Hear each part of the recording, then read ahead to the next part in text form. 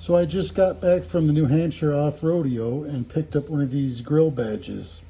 Pretty nice looking. I'm going to show you how to install it because the directions aren't very clear. All right, Bronco owners, today we're going to talk about how to install the Bronco Nation grill badge on your new Bronco.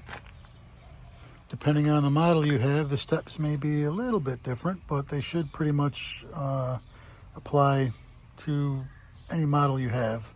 You may just need to make some minor adjustments, which I'll show you about, especially on the Bronco Raptor. The openings on the grill themselves are pretty large, and the backing plate that comes with this will fit right through here, so it's not very secure and you'll probably end up losing it.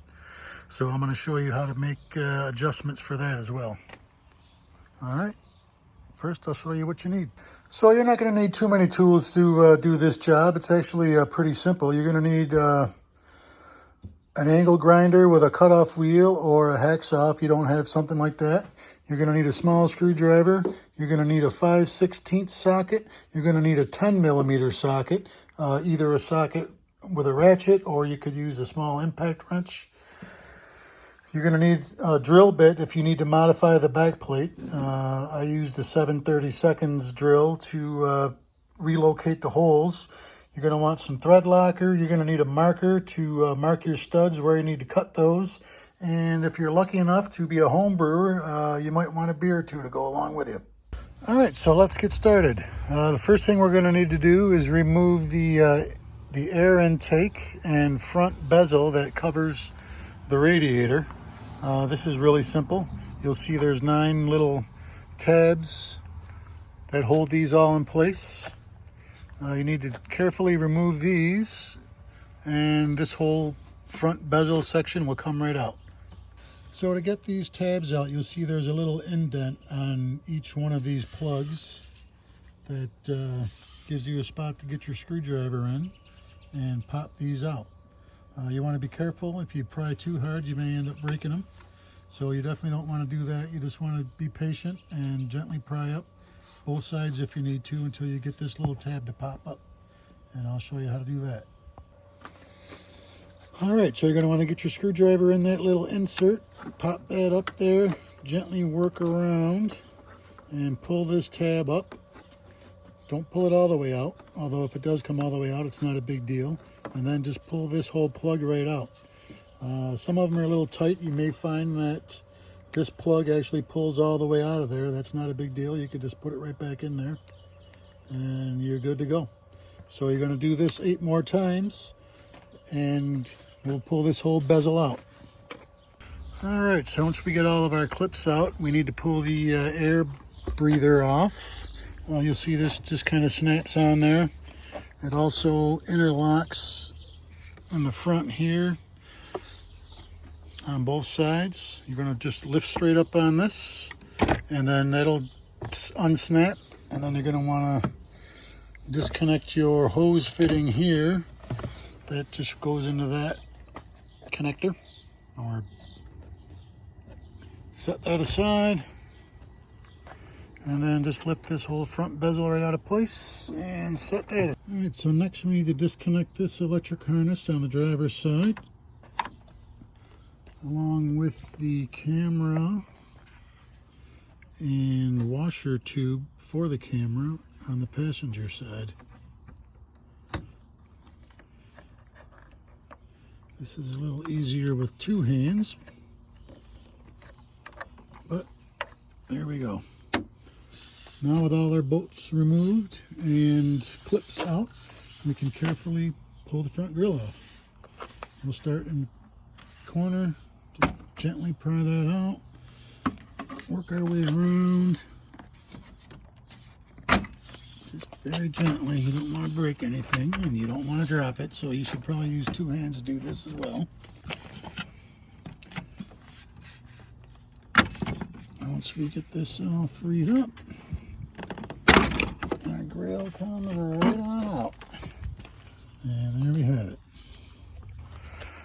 So after I edited this video together, I realized I left out a step that's pretty important if you want to pull this grill off. Because if you don't do this step, it's not going to come off.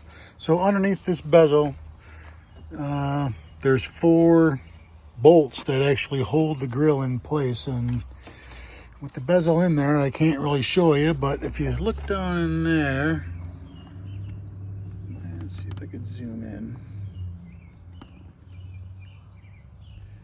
There's 4 10mm bolts that run along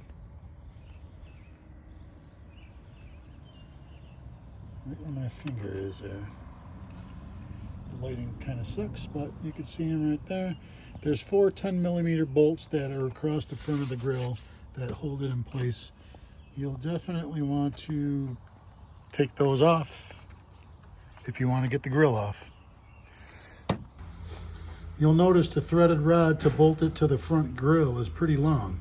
Depending on where you place it, it'll either bottom out or interfere with the louvers in the front grill, which will throw an engine code. I'm just going to use an angle grinder to cut them off where I had marked them during the trial fit. So those blue marks are where I'm going to cut. You're going to want to put your nuts back on the shaft past your cut mark so you can chase the threads after you cut them with the grinding wheel, or in this case a cutoff wheel. And there we go. So one other thing to mention, the backing plate that comes with the badge does not fit the Bronco Raptors. It'll go right through the holes. So I just drilled a couple new hole locations so I can actually mount it on an angle, and this way it'll catch the sides of the grill and hold it in place securely. You may or may not need to do this. So you'll see here I had to actually drill 2 new holes in this plate so I could mount it kind of crooked there, because if not, this plate would slip right through these holes and I wouldn't be able to tighten that down. And if I use 2 of the openings, then the badge would not sit flat, because you can see this is kind of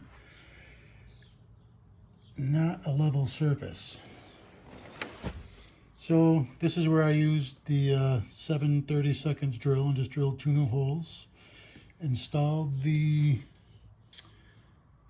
nuts on the back with some thread locker, and then trim these off so they're not sticking out too far, because if you don't trim these, they're going to interfere with the louvers on the grill.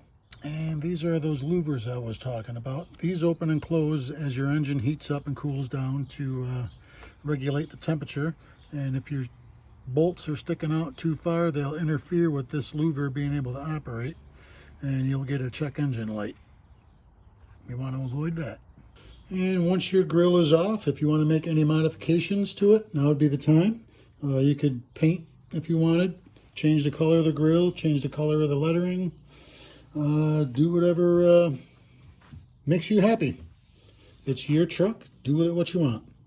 So to reinstall the grill, we're just going to do everything in reverse where we started. We'll start by snapping the grill back into place. Once again, this is a lot easier with 2 hands, but I'm alone today, so bear with me.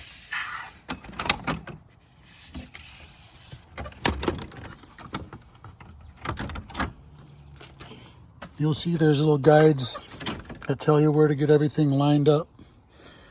This actually goes into that hole there, so just be patient. Don't force anything, and it'll snap right back in place.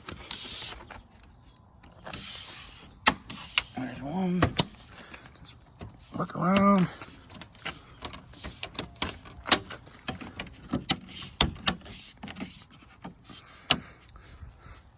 Make sure everything's secure. And there we go. We'll just get our bolts back in, reconnect all of our connections, reinstall the bezel and the air breather intake, and you're good to go.